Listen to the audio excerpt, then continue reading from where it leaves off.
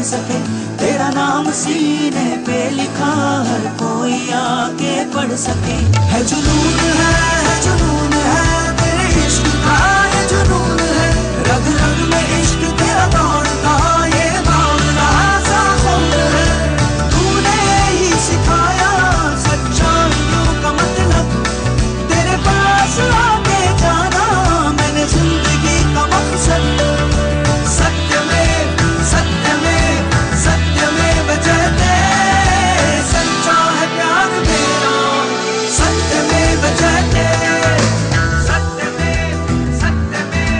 सत्यमेव जयते। इस रैली का नाम है भारत विजय रैली। भाइयों बहनों, जब हम भारत विजय रैली कहते हैं तो हमारी आकांक्षा है भ्रष्टाचार पर भारत विजय हो, कुशासन पर भारत विजय हो। इंडिया में कोई भी किसी को उल्लू बना सकता है, बेचारों को कोई आइडिया ही नहीं है। आइडिया है? Faces that robbed Karnataka of its biggest natural resource. Rich iron ore and minerals looted from thousands of acres in the state. The Karnataka Lokayukta and his team is ready with a 5,000-page report. According to the report, Chief Minister Yediyurappa accepted over 10 crore rupees from a mining company towards his family-owned trust in Shimoga. The scam covers mining ores of Bellary and Tumkur in Karnataka and Obalapuram in Andhra Pradesh.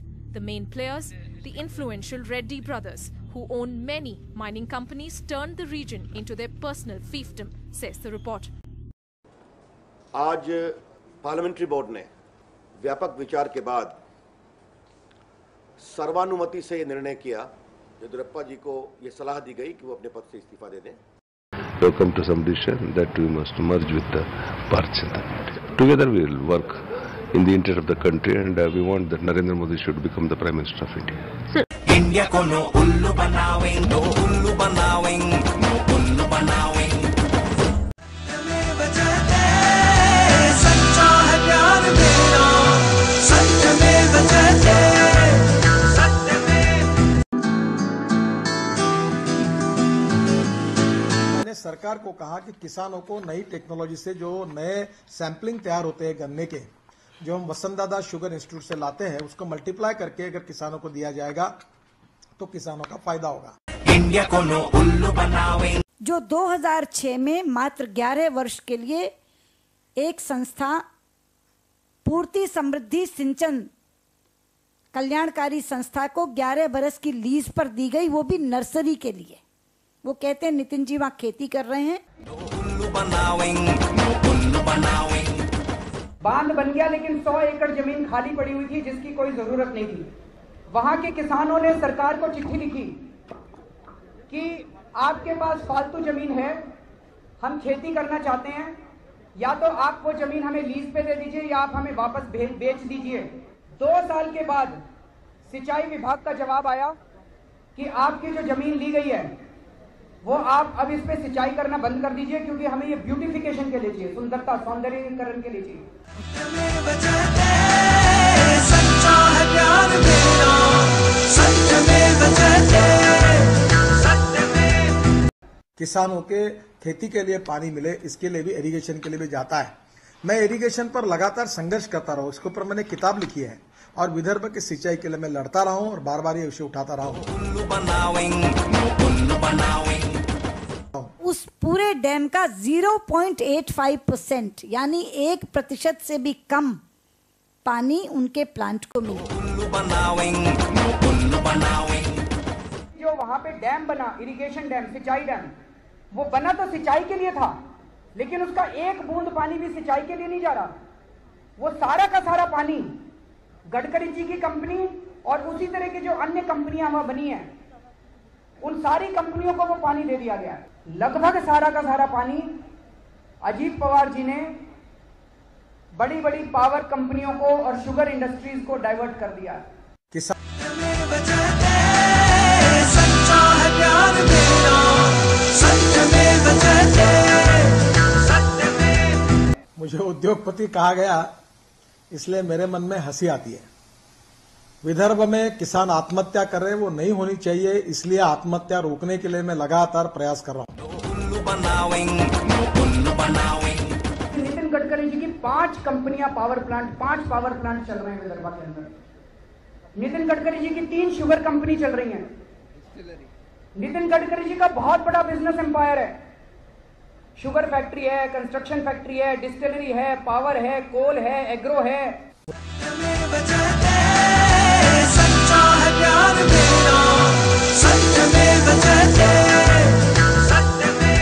क्योंकि जैसा गडकरी जी कहते हैं 4 काम वो हमारे करते हैं, 4 काम हम उनके करते हैं। रूलिंग पार्टी के साथ उनकी सेटिंग है कि आप भी कमाओ हम भी कमाएंगे। ऐसे नजर आता है ये सारा का सारा एक ही परिवार है। सुषमा स्वराज, अरुण जेटली, नितिन गडकरी, सलमान खुर्शीद, कपिल सिब्बल, रॉबर्ट वाड्रा, सोनिया गांधी, शरद पवार, मायावती, ये सब एक ही परिवार है।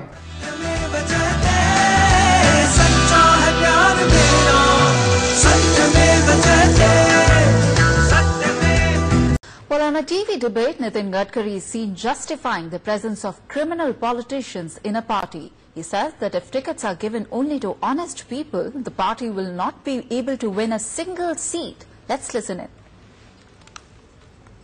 आप अगर मुझे कहोगे कि नितिन गडकरी आप बताओ कि आप भ्रष्ट व्यक्ति को टिकट ना दो, तो क्या मैं 546 में एक भी सीट न जीतूंगा? Well, there are many leaders within the BJP who carry a hanging sword over their heads as far as the criminal allegations go. The Prime Ministerial candidate Narendra Modi is alleged to have been conductor of the 2002 Gujarat riots. Party patriarch L.K. Advani, President Rajnath Singh, Amit Shah, Varun Gandhi and Gopinath Munde are other BJP leaders who face criminal charges against them. Nitin Gadkari himself was made to step down as the president of BJP earlier this year owing to his dubious funding trails of his companies, the Purti Group. But his shocking admission conveys a subtle message that honesty is impossible in politics.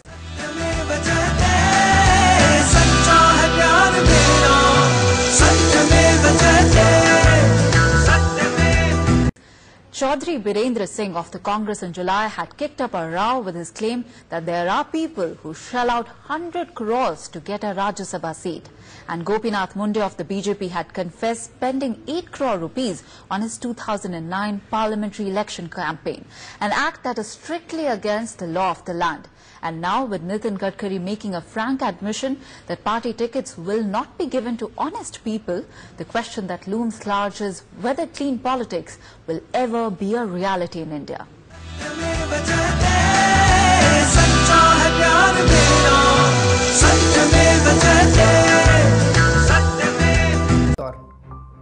अगर आपने हमारे किसी candidate के खिलाफ भ्रष्टाचार का सबूत दिया, उसकी टिकट कैंसिल कर देंगे, लेकिन गलत आदमी को अंदर नहीं भेज।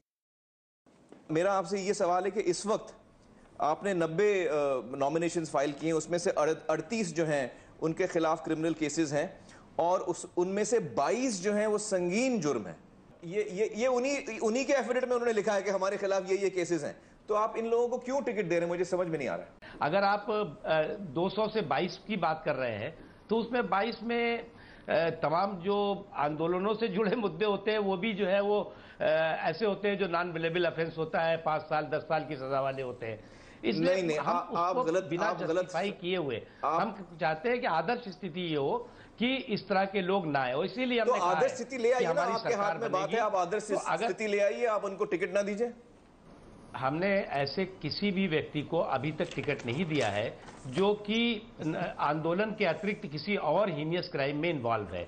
तो नहीं, उनके एफिडेविट्स हैं साहब, उनके एफिडेविट उन्होंने जो नॉमिनेशन खुद लिखे हैं।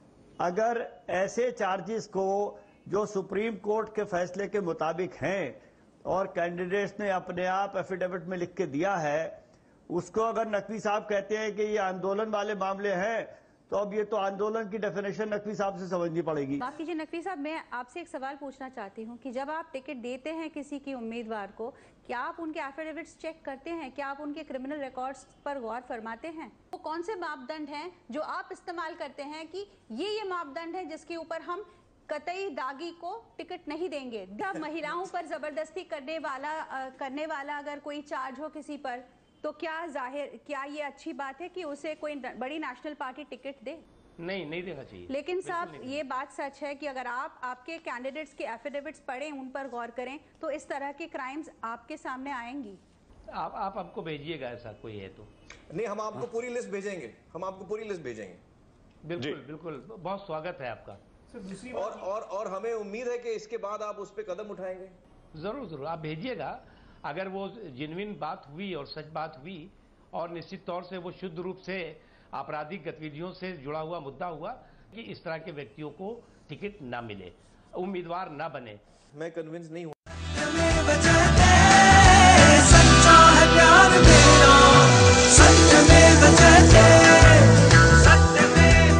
85 कैंडिडेट्स में से 21 ऐसे हैं आपके कांग्रेस के जिनके खिलाफ क्रिमिनल केसेस हैं और उनमें से 13 ऐसे हैं जो बहुत ही सीरियस क्राइम्स हैं।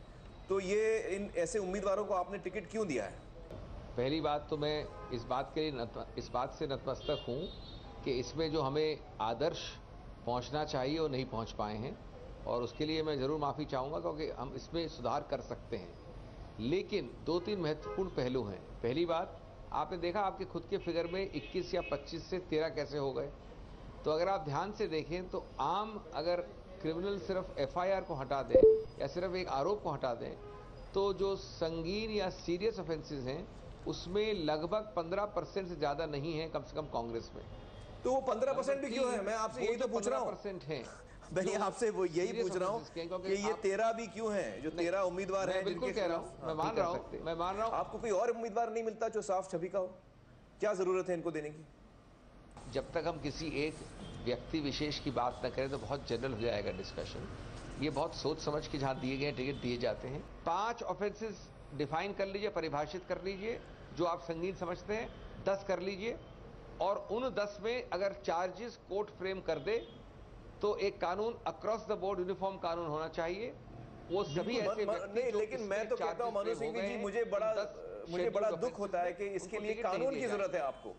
मुझे दुख होता है, मुझे दुख ये इस बात का है कि आप कह रहे हैं आपको इसके लिए कानून की जरूरत है। मैं आपको मेरा ये मानना है कि इसके लिए कानून की जरूरत नहीं होनी चाहिए।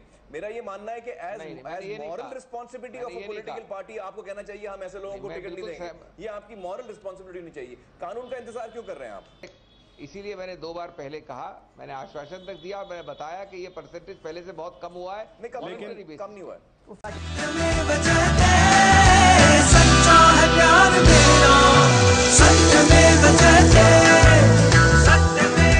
मनीष जी, हमारा सवाल आपसे ये है कि उनमें से 15 ऐसे हैं जिनके खिलाफ क्रिमिनल केसेस हैं और 10 ऐसे हैं जिनके खिलाफ सीरियस क्रिमिनल चार्जेस हैं। तो आपने ऐसे कैंडिडेट्स को क्यों टिकट दिया है, हम आपसे पूछना चाहते हैं। जी बिल्कुल ठीक कह रहे हैं आप, क्योंकि हमने अभी तक कुल मिला के, ये तो आप सिर्फ नॉमिनेशन की बात कर रहे हैं, 426 कैंडिडेट्स को टिकट दिए हैं और इसमें से आज जो ADR की रिपोर्ट हमने देखी है उसमें से 10 के 10 को हमने रिविजिट किया और ये पाया कि उनमें से 2 ऐसे हैं जिनको हम कैंसिल कर रहे हैं, जिनको हमें नहीं लेना चाहिए था। और हम, हालांकि वहां नॉमिनेशन की प्रोसेस फाइनल हो गई है, लेकिन हम प्रेस रिलीज जारी करके उस इलाके की जनता से कह रहे हैं कि यहाँ हमारा कैंडिडेट नहीं है, आप हमारे इस कैंडिडेट को वोट मत देना, इसके ऊपर चार्जेस हैं, सीरियस चार्जेस हैं। और बाकी 8 ऐसे हैं जो किसान आंदोलन के दौरान, ट्राइबल आंदोलन के दौरान किसी पे लगाए और उनको अभी रिविजिट कर रहे हैं हम कि उनमें से भी अगर कोई और ऐसा सीरियस है तो उसको भी हटा देंगे। क्लीन पॉलिटिक्स के, राजनीति की सफाई के लिए पूरी तरह से कमिटेड हैं। किसी भी आदमी को, भले ही उसके ऊपर मर्डर का चार्जेस हो या किस तरह का हो, भले ही उसको लगता हो कि मैं निर्दोष हूं, लेकिन अगर इस तरह के गंभीर आरोप हैं तो चुनाव लड़ने की अनुमति नहीं होनी चाहिए। पॉलिटिकल पार्टीज को भी ये होना चाहिए और मुझे तो लगता है इस दिशा में कानून भी बनने चाहिए। तो आम आदमी पार्टी तो पूरी तरह से कटिबद्ध है जी राजनीति की सफाई के लिए। तो आप हमें आश्वासन देते हैं कि जो अभी तक जो आपके कैंडिडेट्स हुए हैं उनमें से 2 को तो आपने निकाल ही दिया, आप कह रहे हैं, तो ये बड़ी खुशी की बात है। मुझे लगता है कि पहले पॉलिटिकल पार्टी है जिसने ये जवाब दिया हमको।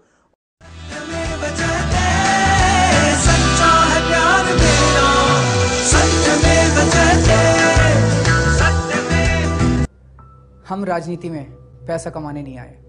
कई बार अनशन किया, 15 दिन भूखे रहा, सब कुछ करके देखा, इनके सामने गिड़गिड़ाए, मिन्नतें मांगी, कोई नहीं माना। ये लोग हमें लूटते रहेंगे। ये लड़ाई अब बाहर से नहीं लड़ी जा सकती, इसे हमें अंदर से लड़ना पड़ेगा। ये धर्म युद्ध है, व्यवस्था बदलने के लिए, राजनीति बदलने के लिए। आप और हम दोनों भ्रष्टाचार दूर करना चाहते हैं। हमें आपका साथ चाहिए, आपका वोट चाहिए।